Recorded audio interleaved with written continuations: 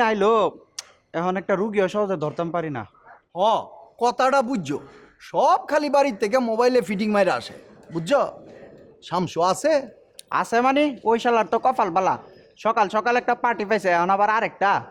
শামসুর তো কোনো ইমান নাই, কথাটা বুঝছো, খালি সব রুগী লইয়া বাইরে ফাড়ায়।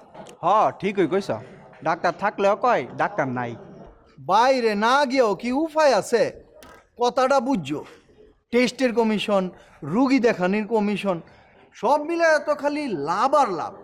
আচ্ছা, শামসু এই লাভ দিয়া করবোটা কি? এই তো শামসু আয় পড়ছে। কি কি হয়েছে?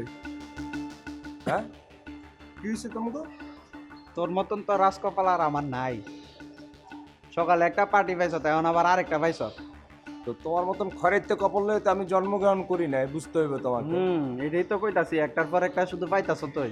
হ্যাঁ, পার্টি আইছে, যাই আমি। যাও, আমিও যাই। খোসা দেওয়ার অভ্যাস গেল না তোমার, না?